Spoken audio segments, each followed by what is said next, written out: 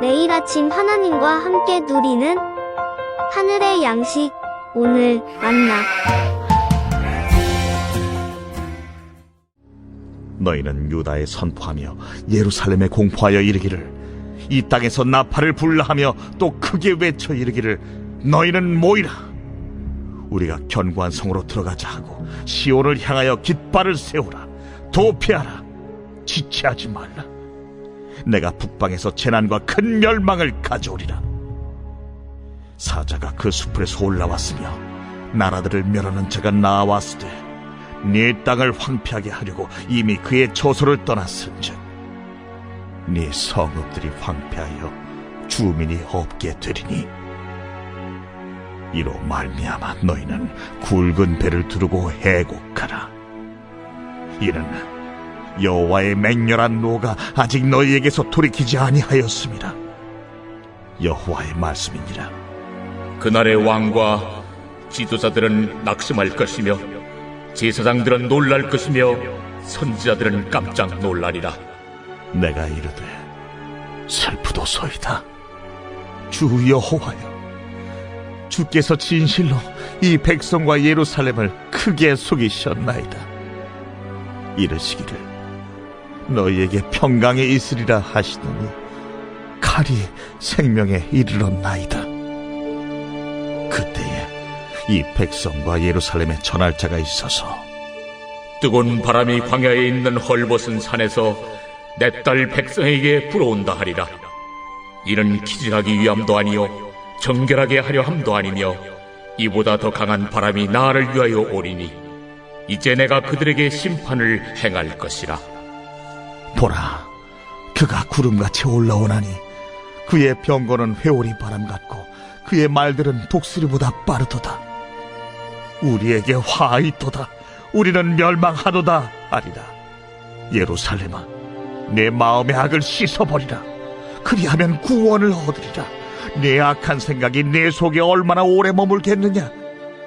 단에서 소리를 선포하며 에브라임 산에서 재앙을 공포하는도다.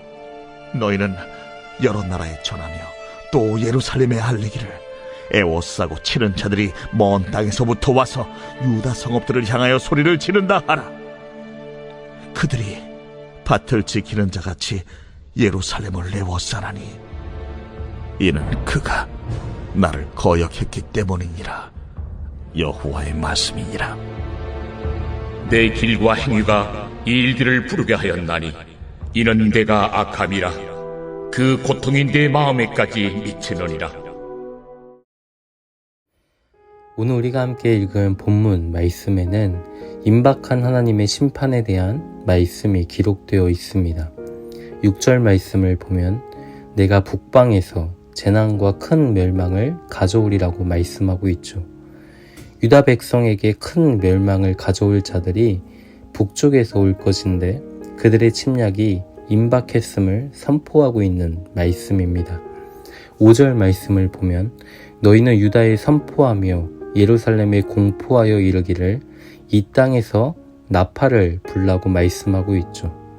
여기서 나팔을 불라는 것은 비상 상황을 알리는 신호였습니다. 하나님의 재앙이 성읍에 임하였다라는 신호이죠. 또한 6절 말씀을 보면 시온을 향하여 깃발을 세우라, 도피하라, 지체하지 말라는 말씀도 유다에 임할 하나님의 심판이 임박하였음을, 그 긴급함을 나타내는 말씀입니다.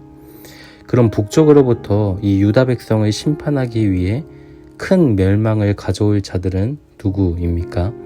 7절 말씀을 보면 그들의 수풀에서 올라온 사자라고 표현하고 있고, 또 11절 말씀을 보면 광야에서 불어오는 뜨거운 바람이라고 표현합니다.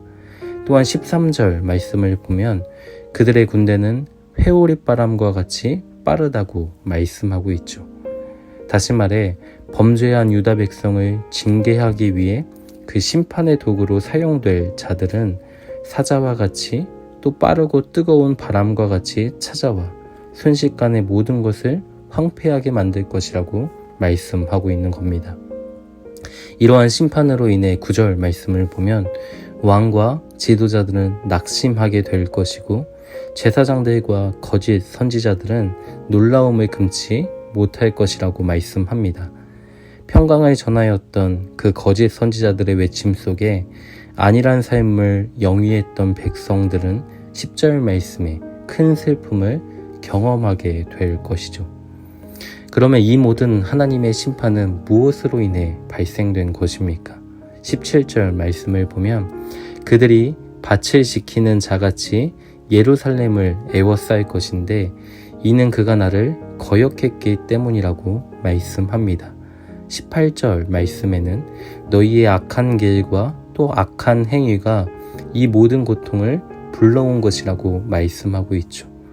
다시 말해 하나님의 심판은 하나님을 거역하고 범죄한 백성들에 대한 하나님의 공의로운 처사였음을 확인하게 되는 겁니다.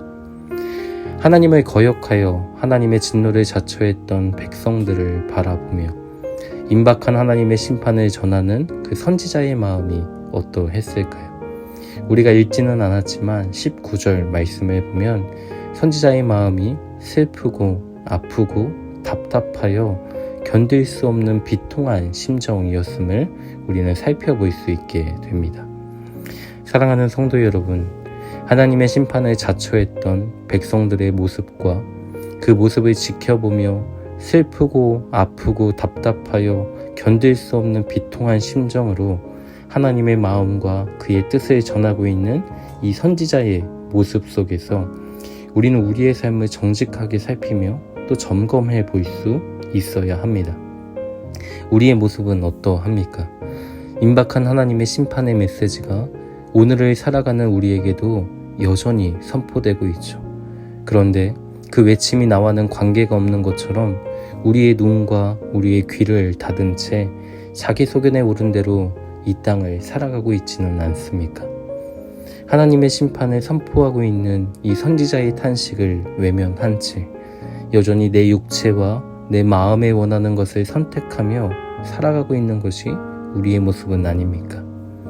하나님의 영광을 위해 살아간다고 하지만 분주하게 돌아가는 세상 속에서 어떻게든 도태되지 않고 경쟁 속에 살아남기 위해 악인들의 꾀에 귀를 기울이고 죄인들의 길에 서 있는 것이 어쩌면 우리의 모습일지도 모릅니다.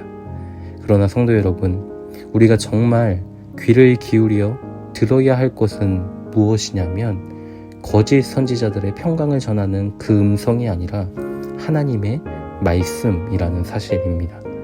임박한 하나님의 진노 앞에서 두려워할 수 있는 마음이 내 안에 있어야 하고 심판 중에서도 긍휼을 베풀어 주시는 하나님의 은혜를 간절히 구할 수 있는 자세가 우리에게 필요한 것이죠.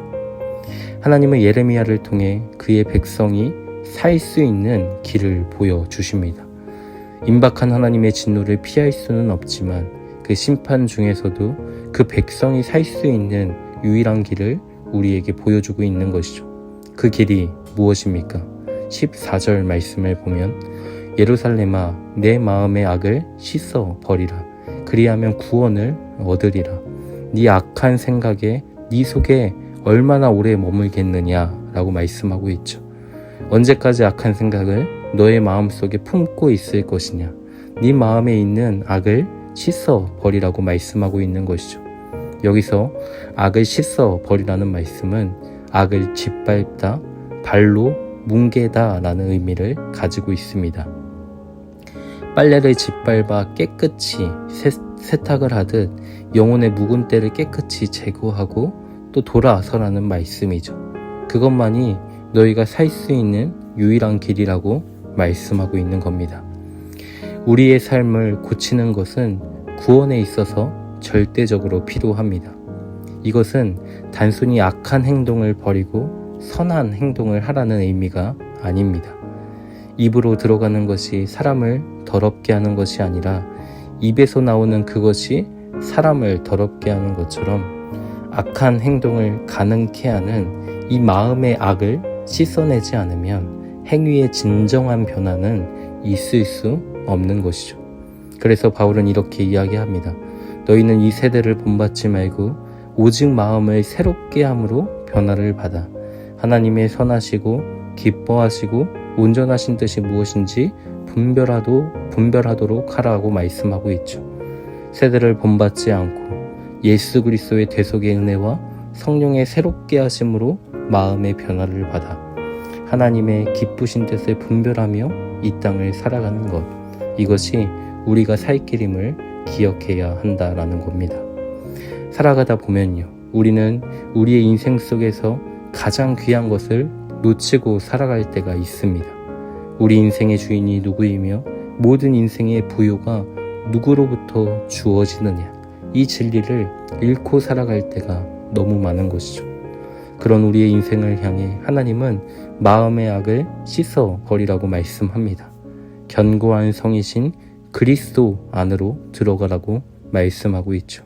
그것이 우리가 살 길입니다.